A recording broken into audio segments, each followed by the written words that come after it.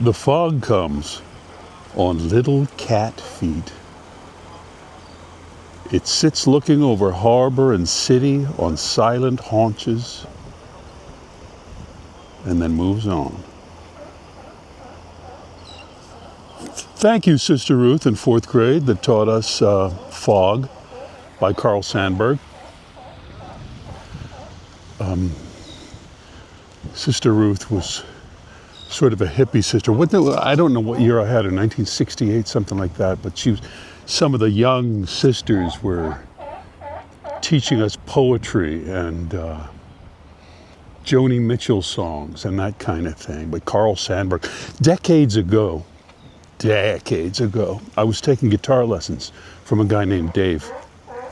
And I asked Dave, hey Dave, where did you learn the guitar? And he said, Tom, have you ever heard of the American poet, writer, Carl Sandburg? I said, of course I have. The fog comes on little cat feet. He said, well, where I grew up, Carl Sandburg lived in my neighborhood, and he was quite a guitar player, and Carl gave me guitar lessons, and I was so excited. I was 2 degrees of separation from Carl Sandburg. The fog comes on little cat feet. But that's exactly the kind of thing that I would do. I would be excited about learning guitar from a poet. Totally the wrong way. I wouldn't be excited to learn from Eric Clapton or Stevie Ray Vaughan. I go, well, wow, Carl Sandburg.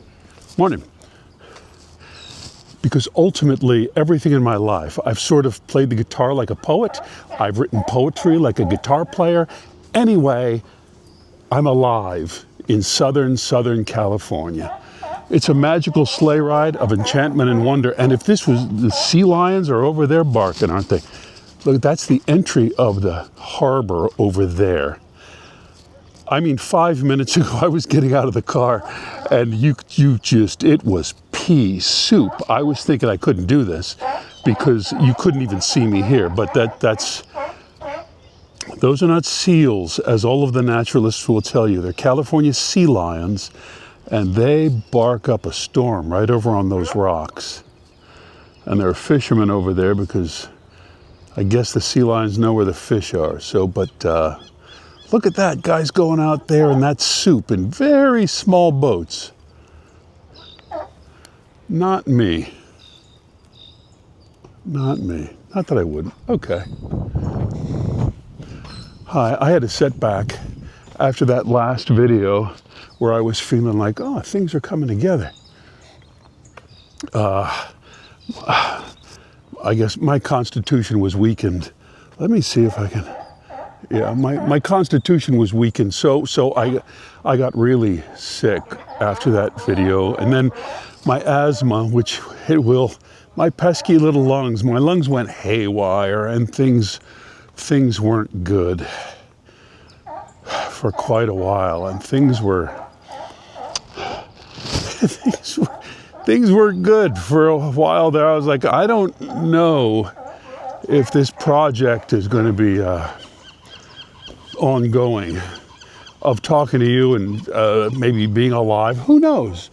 Here we are. Thank you. First, I'm making this to thank you for the outpouring of love, support, compassion that you sent me after that the forward video about the surgery and all that kind of stuff. People said hundreds, 500-600 comments on the video itself. Emails from people, snail mails from people, so many that because like you, I'm a friendly person. I'm going to answer every person and thank them and tell them what it meant. It was hundreds and hundreds and hundreds. So I read every single one. I did. They touched me deeply. And I appreciate it more than I can say. Can I thank you like that and not write thank you notes for the rest of my life? I hope so, but I appreciate it very much. But you know what was striking on all of the comments that I was getting again, like a video I did a few ago, but it struck me how strong you are. How strong you are. Because everyone wrote these very kind comments, but then told me a story about mom or dad being sick, or their struggles through several surgeries, or a time in their life where they're really having real trouble. And at a certain age, we all know what that is, real trouble. But everyone is so strong that they survived that time. Yes, they wanted to tell me about it. We tell each other about our troubles a little bit, but yes, you survived that time. You got through it. And in fact, you got through it so strong that there you are at home having a cup of coffee, seeing some joker on a video and thinking, I'm going to comment to that guy and tell him that, that I've been through it and everything's going to be okay. So that was very kind of you, but also it was very strong of you.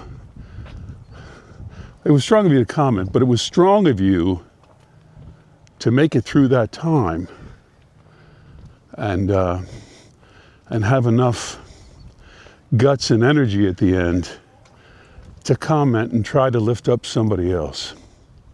It's great. It's great. Because it was rough, man. This last sickness, I was... Okay, let's not... It was scary. So I was there was fear there. I'm still see. There was fear there. It wasn't that fear. It wasn't the no fear that's all over the internet, where the young people in the 20s are supposed to, fear, yeah. As whatever Roseanne, the former Roseanne Barr, in her stand-up comedy. Hi, morning. As she said, you want to fear stare down a 30-year mortgage with 4 kids. That's fear. Yeah, good luck with your little motorcycle jump, Evel Knievel. I stretched to have an extra bedroom so that I could have the kids be comfortable, but no, good luck with popping a wheelie on your e-bike, kid. But we're all brave though, like I said in our comments. That's it, isn't it? Bravery. That's the trick. That's the trick. Bravery, I think, is morning. You can be full of fear and just do it anyway, which is the trick. Oh, the fog is clearing. The sun's up there somewhere above the clouds, and they're fighting it out. Every day they do. About 10 o'clock, it should clear up here and then be sunny as all get out.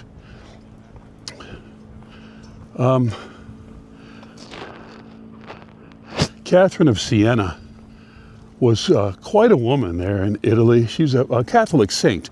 Catherine of Siena, look her up, C, not K.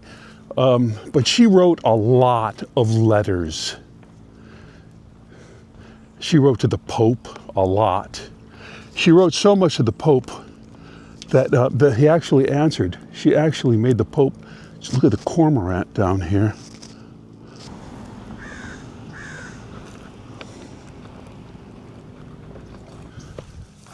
So there was a famous letter where Catherine of Siena said to somebody, just start being brave about everything. Huh? Drive out the darkness and spread the light. Sort of, it's as easy as that. And often I think of that. Just start being brave about everything. If you don't feel brave, fake it. Because everybody else is too. Sorry, a little coughing, little, an asthma halftime show. It was really something back there. So we need to take Catherine of Siena's advice and just start being brave about everything. But this video was to thank you for your comments and to congratulate you for being brave about everything. But we can always do more. I've done it, as I say, raising 4 kids in showbiz. There was plenty of opportunities to show bravery, but not the young kid. Okay, you're a young guy doing movies and stuff. Stunts come up. First couple movies. Hey, Tom, you want to jump off the building? Absolutely. I have a job in the movies. After, 2 minutes later, ow. So then you let other guys do it because they have that job. So I was in April Fool's Day. Now it's something of a classic, isn't it? I don't about like horror genre, but it's not a horror movie. It's the kind of practical jokish horror movie. But there's a scene in the script as I'm going to shoot this movie where my character gets caught in a snare in the thick woods, and the rope goes out, slips up, and I'm hanging upside down from a tree, swinging back and forth, and just then a snake comes out of the underbrush, and it's angry, and it comes up, and it's trying to bite my face. And so I'm being attacked by a snake while hanging upside down, swinging from a tree. And I wondered, because you don't know, movie magic, I wonder how they're going to fake this tree with the hanging. Do they make the camera go upside down and then this rubber snake? Because I know in Raiders of the Lost Ark they had that pane of glass that you can see in a couple of shots. Indiana Jones comes down, the cobra goes up, but there's glass there. I wonder if they're going to do that. The scene comes to be shot. We're up there in Victoria, British Columbia, beautiful, but in thick woods, middle of the night. And their plan is this. Their plan is, well, Tom, we're going to have this rope, and what we're going to do, we're going to hang you upside down from the rope, and you'll swing around a little bit, and then this snake is going to come out and try to bite you in the face, but you just kind of wave it off. You're athletic guy. So the way we're going to fake this is to actually literally do it. Yeah, but you'll be fine. It's not a venomous snake and everything. I said, I'm not sure about that. I don't think I want to do that. Tom, it's a non-venomous snake. What are you talking about? Immediately, everybody says, okay, so Tom, not the bravest here. He doesn't want to do the snake. Well, I'm just asking, can I see the snake and the guy? So they get the snake owner guy, the snake wrangler. It's not a trained snake. It's a snake. The guy gives me the talk. Look, it's a non-venomous snake. The teeth are very small. Look, I'll show you. I'll show you the snake. We're going to have to take a break here because I need to show you what he did. Showing me the snake in a bag. Hang on. Can you see me? I'm the guy who doesn't know how to operate his own camera. So the snake owner guy comes up, brings a burlap sack. He says, Tom, I don't understand. It's a non-venomous. Look, I'll show you the teeth. Come on. He opens the bag, like, here. Now look. Ow. Ow. Ow, Jim, give me. Ow. He's not letting go. The snake jumps out of the bag, bites the guy in the wrist, and will not let go. Ron, give me some cold water. He'll let. Ow, ow. He's bleeding. Okay, he's bleeding all over the burlap bag. And I say, I'm not doing it. I'm not doing it. They get the snake off the guy. They put it back in the blood-stained burlap bag. He closes the bag and says, listen, Tom, we can do this. I'm going to take a pair of pliers. I'll break his teeth off. He won't even have... No! Don't break his... No! This is not happening. Don't break his teeth off. It's not... That's not right. And won't he have little jagged broken teeth things? Let's say, if he bites me in the face. And then you get, So if you see that scene in April Fool's Day, I am hanging upside down, and then there's a stuntman who looks nothing like me, who's actually screaming in fear because the snake is actually trying to bite. He's waving his arms and everything. It doesn't really look anything like me, but I'm upside down in the acting part.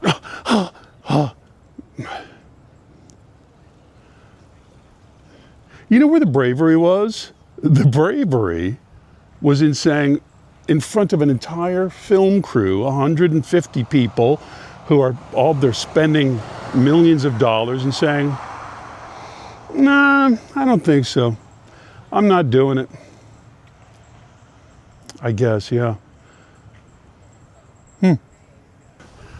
I know that when I get home with this, I will put it on the trusty computer that's not that trusty, and I'll think, Tom, what are you blah, blah, blah, and I might delete it or maybe not. I'll try not to. Morning. Because I don't know what to do with this, really. So if you have any ideas for me, just shoot them my way in the comments, or any questions. What did I used to call it? Good morning. Inquiry and response. So if you have any suggestions, drop it down in the comments. But you and me, we'll be brave together, won't we?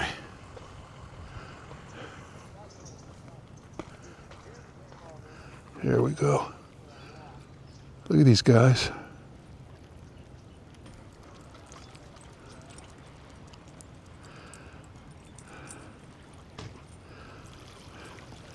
They're headed out into incredibly thick fog. And the sea lions are saying, I'm not sure about that, fellas. You know, we came into the harbor.